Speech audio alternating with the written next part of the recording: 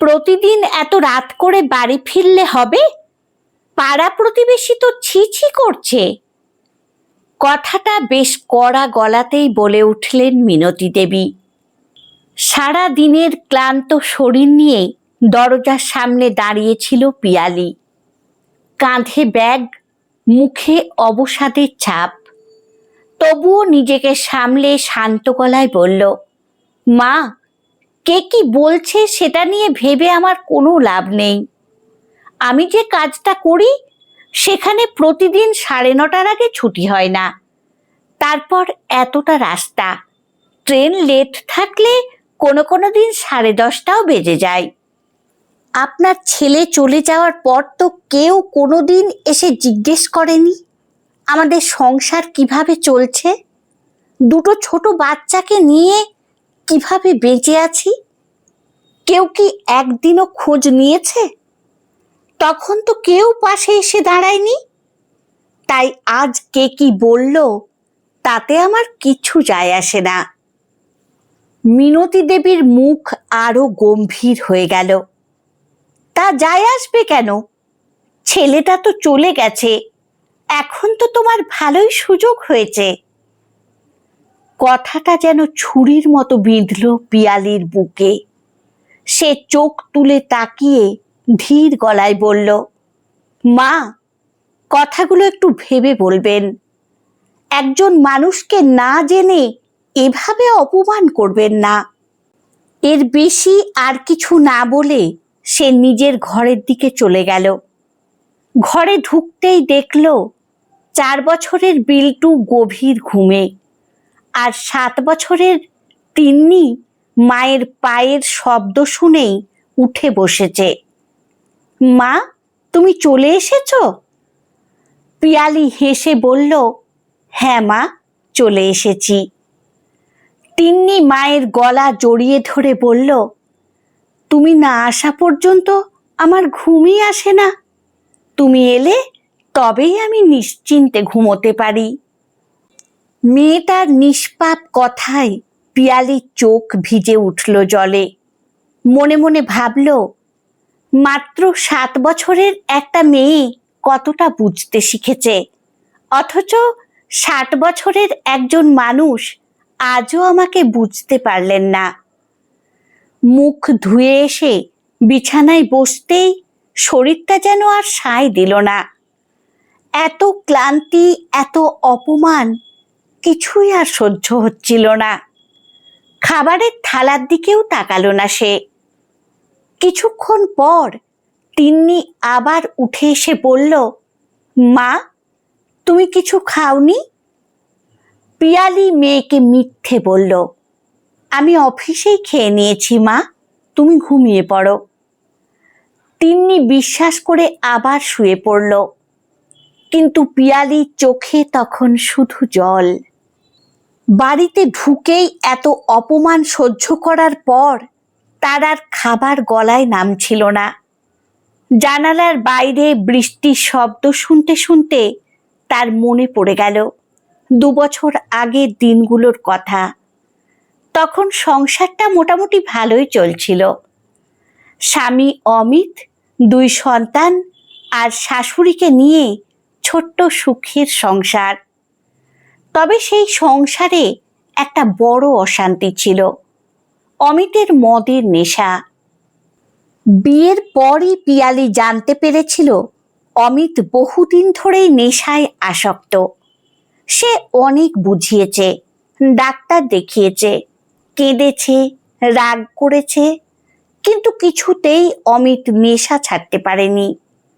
শেষ পর্যন্ত সেই নেশাই তার জীবন কেড়ে নিল। অমিত চলে যাওয়ার পর মুহূর্তের মধ্যে ভেঙে পড়েছিল সংসার। ছোট বিল্টু তখন সবে বছর 2-এর, আর তিন্নিও তখন ছোট। তাদের নিয়ে কিভাবে বাঁচবে সেই প্রশ্নই তখন সবচেয়ে বড় হয়ে দাঁড়িয়েছিল। সেই কঠিন সময়ে পাশে দাঁড়িয়েছিল পিয়ালির নিজের পরিবার। তার মা প্রতিদিন এসে নাতি নাতনিদের খাইয়ে দিতেন, স্নান করিয়ে দিতেন। ভাইয়ের স্ত্রী মাঝে মধ্যে 2টো বাচ্চাকে নিজের বাড়িতে নিয়ে গিয়ে রাখত। যাতে পিয়ালি নিশ্চিন্তে কাজে যেতে পারে। পিয়ালির ভাই তাকে একটি নার্সিংহোমের রিসেপশনের চাকরি জোগাড় করে দিয়েছিল। সকালে বেরিয়ে রাত করে ফিরতে হতো। রিসেপশনের কাজ যারা করেন তারাই জানেন, ডিউটি শেষ হতে অনেক রাত হয়। তারপর যদি বাড়ি দূরে হয়, ট্রেন লেট থাকে, তাহলে 10টা সাড়ে 10টা বাজা অস্বাভাবিক নয়। কিন্তু সমাজ এসব বোঝে না। তাদের চোখে একজন অল্প বয়সী বিধবা রাত করে বাড়ি ফিরছে, এটুকুই যথেষ্ট। ধীরে ধীরে সেই সন্দেহের ছায়া মিনতি দেবীর মনেও ঢুকে পড়ল। পাড়ার মানুষের কথাকেই তিনি সত্যি বলে বিশ্বাস করতে শুরু করলেন। পিয়ালি অনেকবার বোঝাতে চেয়েছে, কিন্তু প্রতিবারই উত্তর এসেছে অপমানের ভাষায়। তবু সংসারের কথা ভেবে সব কিছু চুপচাপ সহ্য করে গেছে সে। কয়েকদিন পরের ঘটনা। সকাল থেকেই আকাশ কালো, মুষলধারে বৃষ্টি পড়ছে। আজও পিয়ালিকে কাজে যেতেই হবে। বেরোনোর আগে রান্না, বাচ্চাদের খাবার, শাশুড়ির ওষুধ সব গুছিয়ে দিয়ে ব্যাগটা কাঁধে তুলল। ঠিক তখনই মিনতি দেবী ডাকলেন, পিয়ালি, খুব ইলিশ মাছ খেতে ইচ্ছে করছে, পারলে একদিন নিয়ে আসিস তো। পিয়ালি হেসে মাথা নাড়ল। আচ্ছা মা, চেষ্টা করব। বাড়ি থেকে বেরিয়ে হাঁটতে হাঁটতে মনে মনে ভাবল, যত কষ্টই হোক এই মাসে একটু টাকা বাঁচিয়ে একদিন ইলিশ মাছ কিনে আনব। মানুষটা যতই আমাকে কষ্ট দিক, উনি তো বয়স্ক, ইচ্ছে হয়েছে যখন খাওয়ানোর চেষ্টা করব। কিছুটা এগোতেই রাস্তার ধারে দাঁড়িয়ে থাকা দুই প্রতিবেশী মহিলা তাকে দেখে মুচকি হেসে ফিসফিস করতে লাগলো। তারপর ইচ্ছে করেই একটু জোরে বলল, দেখেছিস, স্বামী মারা যেতে না যেতেই কি ডানা গজিয়েছে। রোজ রাত করে ফেরা, কে জানে কি কাজ করে। এরকম কথা পিয়ালি আগেও বহুবার শুনেছে, প্রতিবার চুপ করে চলে গেছে। কিন্তু আজ আর পারল না। সে ঘুরে দাঁড়িয়ে দৃঢ় গলায় বলল, মুখ সামলে কথা বলবেন। 2 বছরে আমাদের সংসারে কত অভাব গেছে জানেন? আমার বাচ্চারা সারাদিন কিভাবে থাকে জানেন? 12 ঘন্টা ডিউটি করে সংসার চালাতে হয়। তখন তো আপনাদের কাউকে সাহায্য করতে দেখিনি।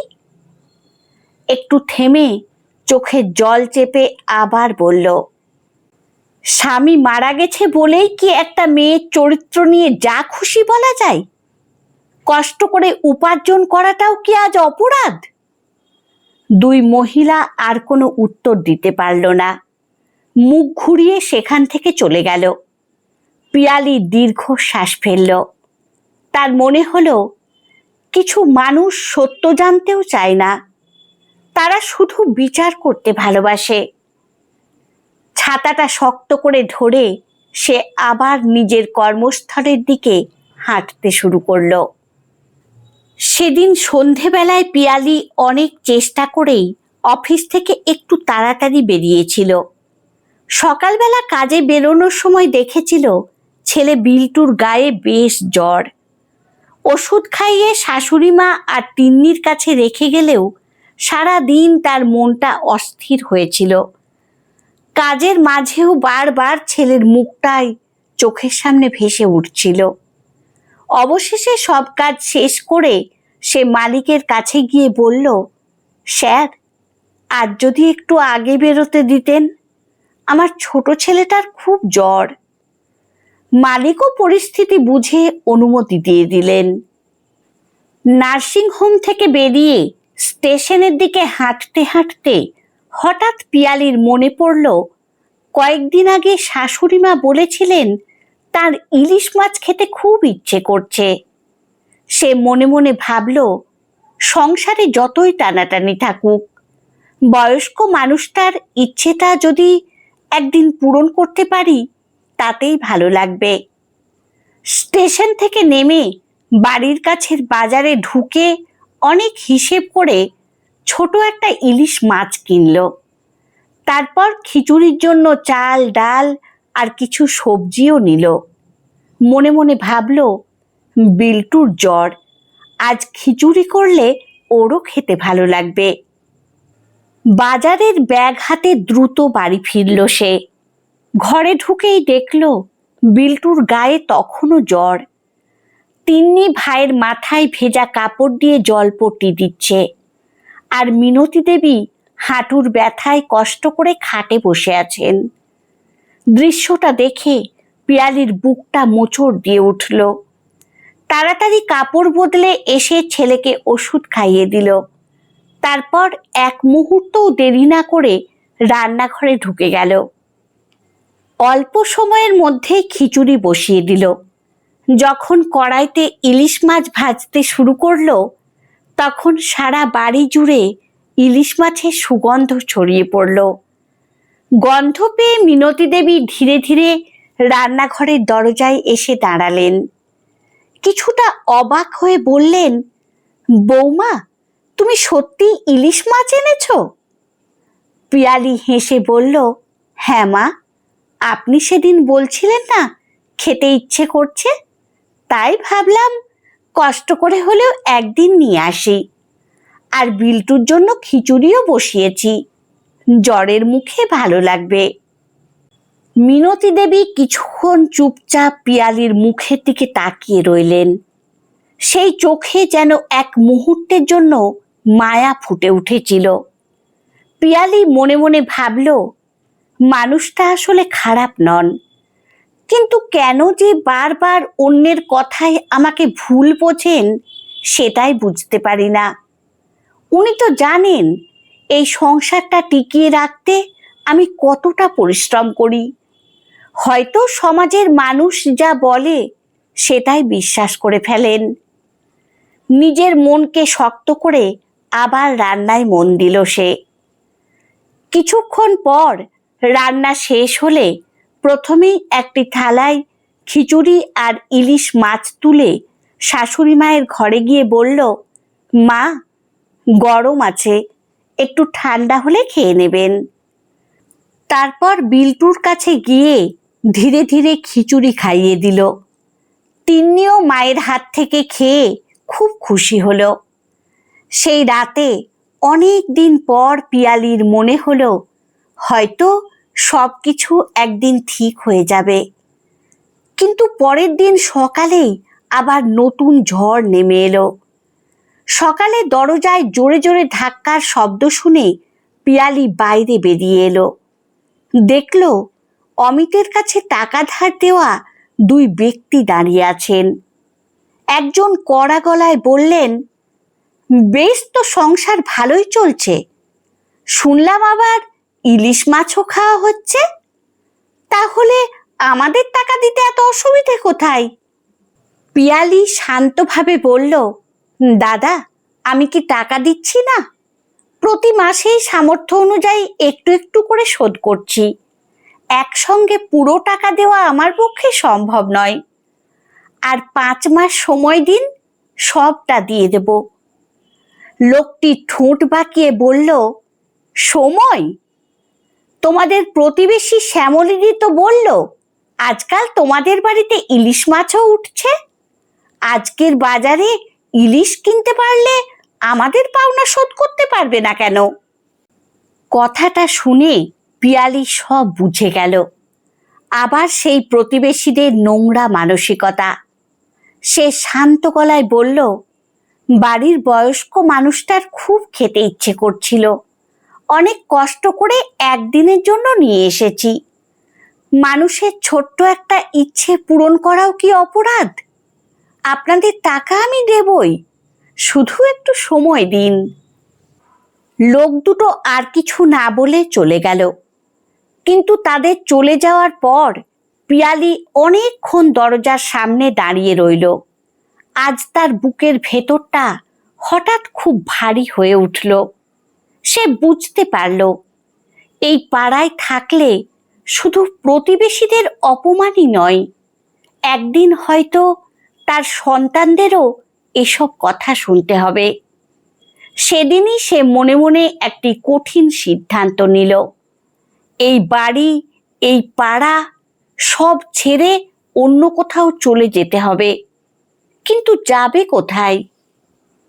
সঙ্গে আছে বৃদ্ধা শাশুড়ি মা, 7 বছরের তিন্নি আর 4 বছরের বিল্টু। একজন বিধবা মেয়ের পক্ষে নতুন করে মাথা গোঁজার ঠাঁই খুঁজে পাওয়া কি এত সহজ?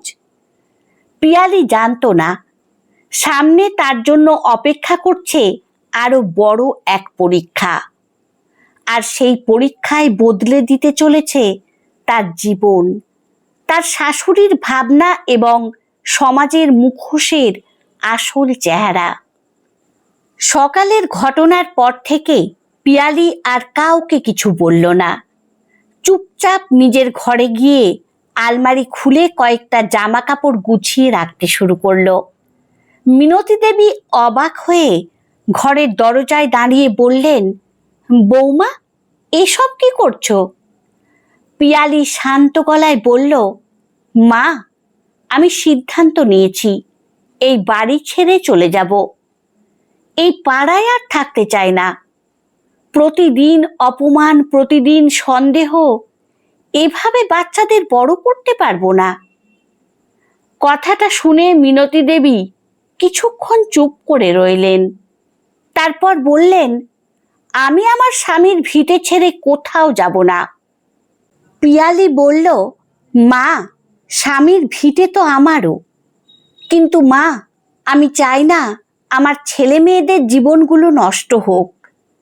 এই কয়েকদিনে পাড়া প্রতিবেশীদের জ্বালাতনে জীবনটা সত্যিকারের অতিষ্ঠ হয়ে উঠেছে।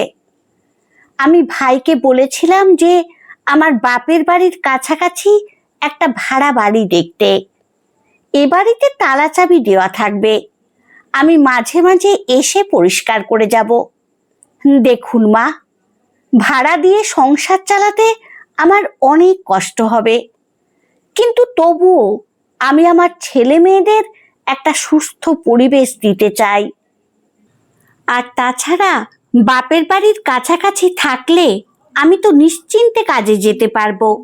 আপনার বয়স হচ্ছে, ছেলে মেয়েরা ছোট, আমি তো কাজে গিয়েও নিশ্চিন্তে থাকতে পারি না। সেদিন রাতে ঘুম এলো না মিনতি দেবীর। বারবার মনে পড়তে লাগলো গত 2 বছরের প্রতিটি ঘটনা।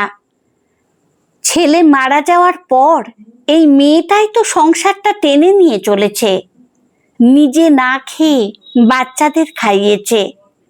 হাঁটুর ব্যথায় তিনি যখন উঠতে পারেননি, তখন পিয়ালি ওষুধ এনে দিয়েছে।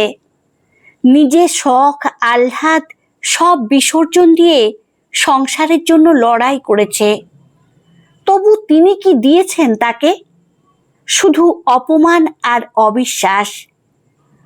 পরদিন সকালবেলা পিয়ালি অফিসে চলে যাওয়ার পর মিনতি দেবী বারান্দায় বসেছিলেন। ঠিক তখনই পাশের বাড়ির শ্যামলী আর তার এক বান্ধবী রাস্তা দিয়ে যেতে যেতে কথা বলছিল। কাল তো লোক দুটোকে ডেকে ভালোই অপমান করালাম, এবার দেখবি বৌমাটা বেশি দিন থাকবে না। অন্যজন হেসে বলল, তুই না বললে ওরা জানতোই না ইলিশ মাছ কিনেছে। বিধবা মেয়ে, এত রাত করে ঘোরে, একটু শিক্ষা হওয়া দরকার। কথাগুলো শুনে মিনতি দেবীর মাথায় যেন বাজ পড়ল। তিনি বুঝলেন, এতদিন যাদের কথা বিশ্বাস করে নিজের বৌমাকে কষ্ট দিয়েছেন, তারাই ইচ্ছে করে সংসারে অশান্তি লাগাচ্ছিল। পরের দিন সকালেই নতুন ভাড়া বাড়িতে যাওয়ার দিন। পিয়ালি যখন ব্যাগপত্র সবকিছু দেখে গুছিয়ে নিচ্ছিল, ঠিক তখনই মিনতি দেবী তার সামনে এসে দাঁড়ালেন। কাঁপা গলায় বললেন, বৌমা, আমাকে ক্ষমা করে দিও। পিয়ালি অবাক হয়ে তাকিয়ে রইল। মিনতি দেবীর চোখ দিয়ে টপ টপ করে জল পড়ছে। আমি খুব বড় ভুল করেছি, অন্যের কথা শুনে তোমাকে সন্দেহ করেছি, আজ নিজের কানে শুনলাম যারা তোমাকে নিয়ে নোংরা কথা বলতো তারাই সব জায়গায় বদনাম ছড়িয়েছে। পিয়ালির চোখও ভিজে উঠল। সে ধীরে ধীরে বলল, মা, আমি কখনো আপনার বিরুদ্ধে ছিলাম না, শুধু চেয়েছিলাম আপনি একবার আমার জায়গায় দাঁড়িয়ে ভাবুন। মিনতি দেবী আর নিজেকে সামলাতে পারলেন না, কেঁদে ফেললেন। ঠিক তখনই তিন্নি আর বিল্টু দৌড়ে এসে মাকে জড়িয়ে ধরল। তিন্নি বলল, আচ্ছা মা, আমরা নতুন বাড়িতে কখন যাব? পিয়ালি দুই সন্তানকে বুকে টেনে নিল। অনেক দিন পর তার বুকের ভেতরে জমে থাকা কষ্ট যেন একটু হালকা হলো। বলল, এখনই বেরোবো। মিনতি দেবী এবং পিয়ালি সমস্ত ব্যাগপত্র গুছিয়ে যখন রিকশোতে তুলছে, ঠিক তখনই পাড়ার অনেক মানুষ সেখানে দাঁড়িয়ে। মিনতি দেবী সবার সামনে দৃঢ় গলায় বললেন, আজ একটা কথা সবাই শুনে রাখুন, আমার বৌমাকে নিয়ে আর একটা খারাপ কথা কেউ বলবেন না। আমার সংসার কিভাবে চলে সেটা আমার বৌমা জানে। যারা সাহায্য করেনি তাদের বিচার করারও কোনো অধিকার নেই। শ্যামলী মাথা নিচু করে দাঁড়িয়ে রইল। মিনতি দেবী আবার বললেন, একজন বিধবা মেয়ে নিজের দুই সন্তান আর বৃদ্ধা শাশুড়িকে নিয়ে মাথা উঁচু করে বাঁচার চেষ্টা করছে। তাকে সম্মান করতে না পারলেও অপমান করার অধিকার কারো নেই। সেদিন পাড়ার অনেকেই লজ্জায় মুখ নামিয়ে নিয়েছিল। অমিতের ধার করা টাকার শেষ কিস্তিটাও শোধ করে দিল পিয়ালি। যে দুজন টাকা নিতে এসেছিল তারাও বলল, বৌমা, তোমাকে ভুল বুঝেছিলাম, আমাদের ক্ষমা করে দিও। পিয়ালি শুধু মুচকি হেসে বলল, মানুষকে বিচার করার আগে তার লড়াইটাও একবার দেখবেন, তাহলেই আর ভুল হবে না। সময়ের সঙ্গে সঙ্গে সংসার আবার স্বাভাবিক হয়ে উঠল। মিনতি দেবী আর কোনো দিন প্রতিবেশীদের কথায় কান দিতেন না, বরং কেউ পিয়ালিকে নিয়ে কিছু বলতে এলেই বলতেন, আমার বৌমা আমার ছেলের মতোই এই সংসারের ভরসা, ওকে নিয়ে একটা কথাও শুনবো না। পিয়ালিও আগের মতোই সংসার, চাকরি আর সন্তানদের নিয়ে নিজের জীবনটা গুছিয়ে নিল এবং নতুন ভাড়া বাড়িতে তাদের আর কোনো অসুবিধে হয়নি। অবশেষে পিয়ালি তার দুই সন্তানকে সুস্থ পরিবেশ উপহার দিতে পেরেছিল এবং নিজেও শান্তিতে কাজে যেত বয়স্ক শাশুড়িমা এবং দুই ছোট ছেলে মেয়েকে রেখে। পিয়ালির বাপের বাড়ি কাছে হওয়ায় পিয়ালির মা, তার ভাই এবং ভাইয়ের বউ সকলে মিলে সাহায্য করত। পরবর্তীতে পিয়ালি চাকরিটা ছেড়ে দেয়, কারণ ও একটি স্বনির্ভর গোষ্ঠীতে হেড হিসেবে জয়েন করে। ক্লাবের কিছু মানুষজন পিয়ালির এই সততা এবং সাহসিকতা দেখে তারাই বলেছিল স্বনির্ভর গোষ্ঠীর দায়িত্বটা সামলাতে। এখন একটা নিজস্ব এনজিও খুলেছে পিয়ালি। এখানে বহু মেয়েদের কাজের ব্যবস্থা সে করে দেয়। বহু বৃদ্ধ মানুষ যাদেরকে তাদের ছেলেমেয়েরা দেখে না, তারা পিয়ালির এই এনজিওতে আছে। সে বুঝেছিল সমাজের সব মানুষের মুখ বন্ধ করা যায় না, কিন্তু নিজের সততা আর ভালোবাসা দিয়ে একদিন সত্যিটা ঠিকই জিতে যায়। সমাজের কথাই নয়, মানুষের ব্যবহার দেখে তাকে বিচার করা উচিত, কারণ যে মানুষটা নীরবে সবচেয়ে বেশি দায়িত্ব পালন করে, অনেক সময় সেই মানুষটাকেই সবচেয়ে বেশি অপমান সহ্য করতে হয়। কিন্তু সততা, ধৈর্য আর ভালোবাসা একদিন না একদিন অবশ্যই নিজের মর্যাদা ফিরিয়ে আনে। গল্পটি আপনাদের কেমন লাগলো কমেন্টে অবশ্যই জানাবেন। ভালো লাগলে লাইক ও সাবস্ক্রাইব করে পাশে থাকবেন। ধন্যবাদ।